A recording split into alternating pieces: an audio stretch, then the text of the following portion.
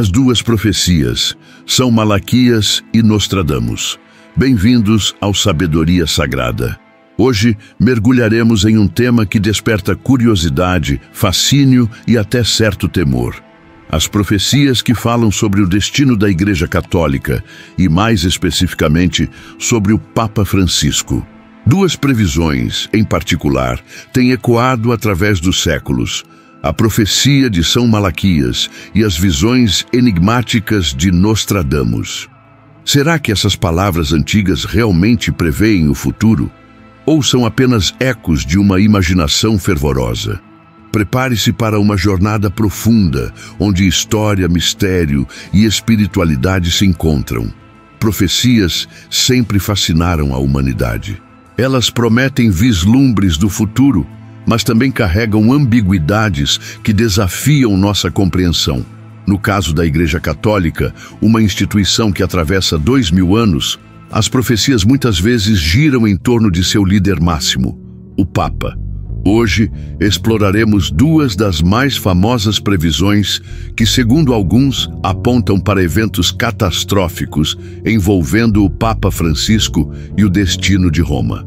Mas um aviso: a Igreja Católica não reconhece oficialmente essas profecias. Elas são, em grande parte, curiosidades históricas debatidas por estudiosos e entusiastas.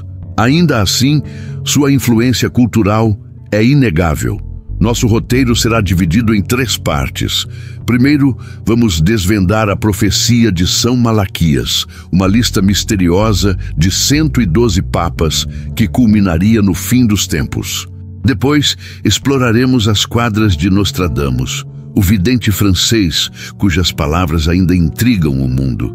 Por fim, refletiremos sobre o que essas profecias significam no contexto moderno e por que elas continuam a nos fascinar. Vamos começar. Parte 1.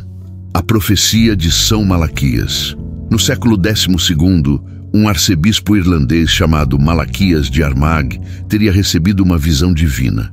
Segundo a tradição, ele escreveu uma lista de 112 lemas em latim, cada um correspondendo a um futuro papa, começando com Celestino II, em 1143, até o último papa, que reinaria em tempos de grande tribulação.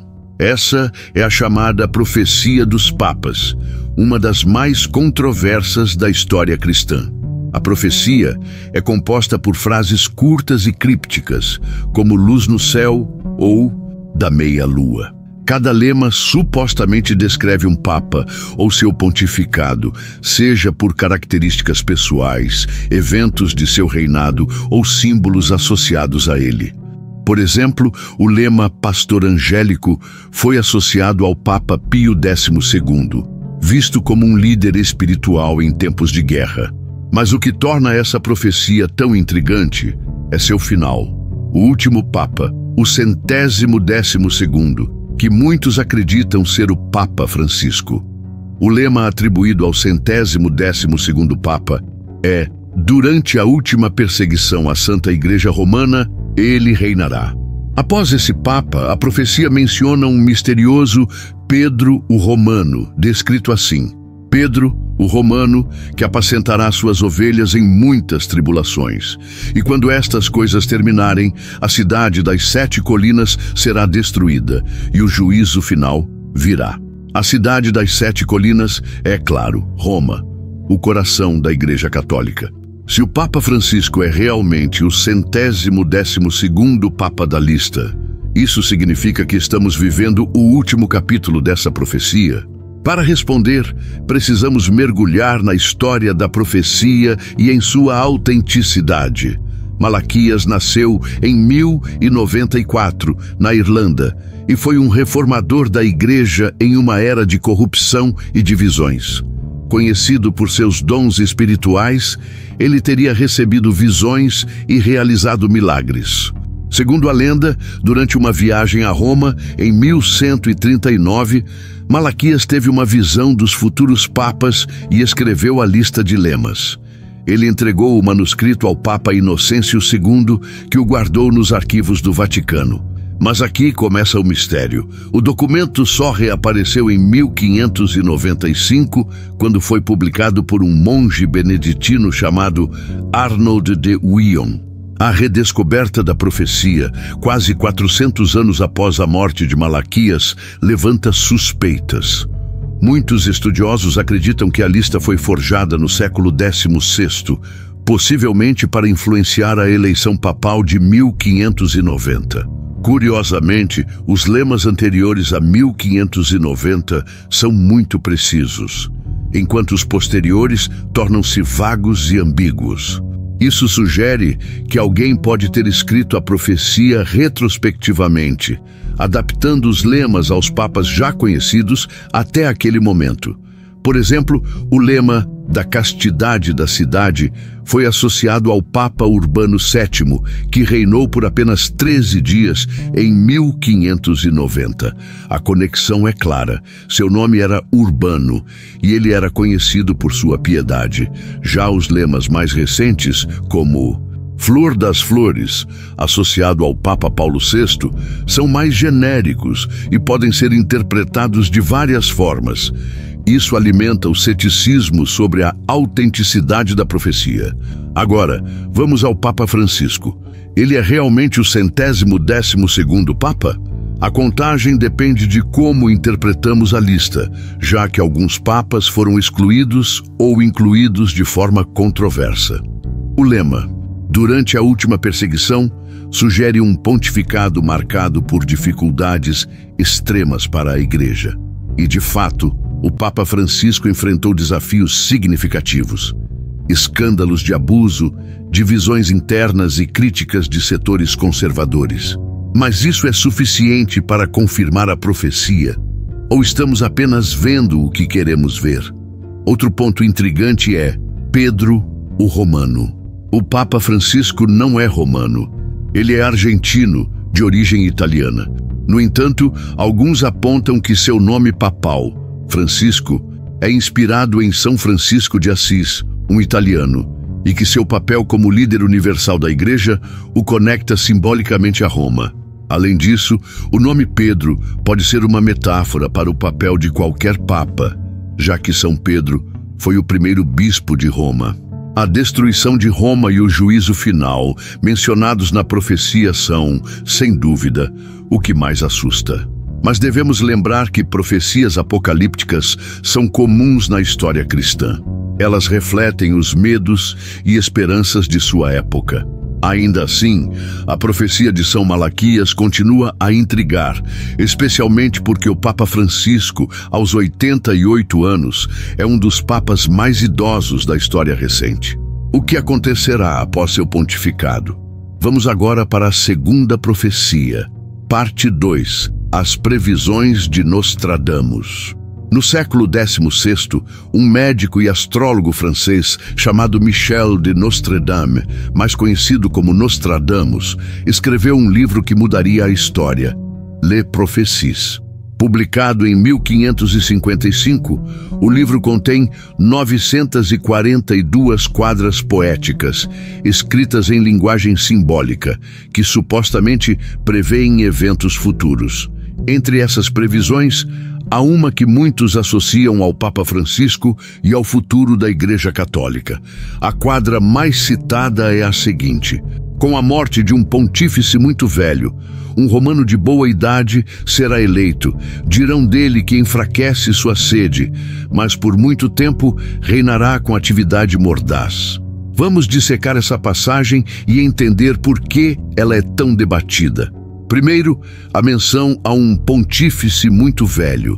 O Papa Francisco, nascido em 1936, está entre os papas mais idosos da história. Sua saúde tem sido motivo de especulação, com internações recentes e a necessidade de usar cadeira de rodas. Para muitos, isso parece alinhar-se com a profecia. Mas Nostradamus não especifica quem é esse Papa, e a descrição pode se aplicar a outros pontífices do passado. O segundo ponto é o romano de boa idade, que será eleito. Aqui, as interpretações variam. Alguns acreditam que o sucessor de Francisco será italiano ou terá laços com Roma. Outros sugerem que romano é uma metáfora para alguém que representa a tradição da igreja. A expressão boa idade é ambígua, mas pode indicar alguém nem muito jovem, nem muito idoso, talvez na casa dos 60 ou 70 anos. O trecho mais enigmático é: dirão dele que enfraquece sua sede, mas por muito tempo reinará com atividade mordaz. Isso sugere que o novo Papa será criticado por enfraquecer a Igreja, talvez por reformas controversas ou por falhar em unir os fiéis. No entanto, a expressão atividade mordaz implica que ele será dinâmico, talvez até provocador, e terá um longo pontificado. Como isso se aplica ao futuro? Só o tempo dirá.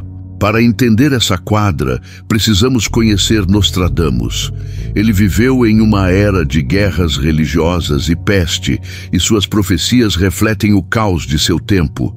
Suas quadras são intencionalmente vagas, permitindo múltiplas interpretações. Isso é tanto sua força quanto sua fraqueza. Elas podem ser aplicadas a quase qualquer evento, dependendo de como as lemos.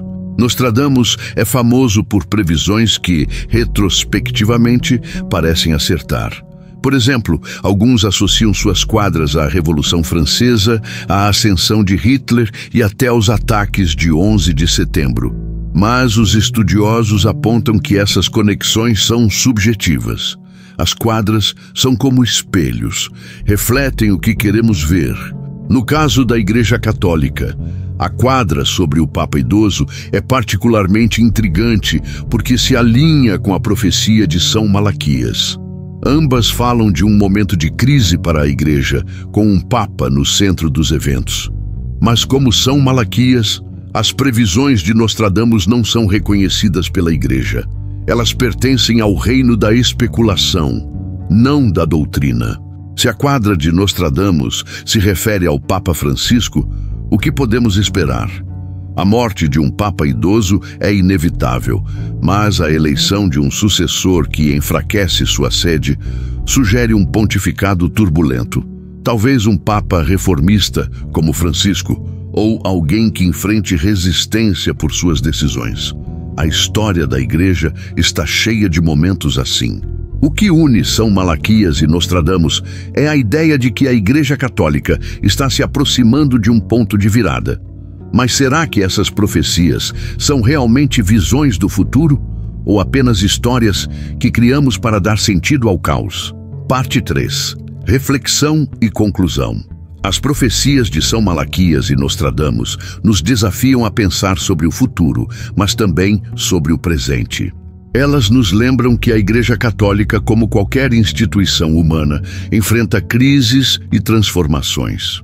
O Papa Francisco, com suas reformas e seu estilo pastoral, já é uma figura de ruptura. Se ele é o último Papa de Malaquias ou o Pontífice muito velho de Nostradamus, só o futuro dirá. No final, o que importa não é se essas profecias são verdadeiras, mas o que elas revelam sobre nós. Elas expressam nossos medos, nossas esperanças e nossa busca por significado em um mundo incerto. A Igreja Católica, com sua história de 2000 anos, já sobreviveu a profecias apocalípticas antes. Talvez o verdadeiro convite dessas histórias seja refletir sobre nossa própria espiritualidade e o papel da fé em nossas vidas. No Sabedoria Sagrada, acreditamos que o conhecimento ilumina, mas a sabedoria guia. O que você acha dessas profecias? Deixe sua opinião nos comentários e compartilhe este vídeo com quem gosta de mistérios como você. Até a próxima!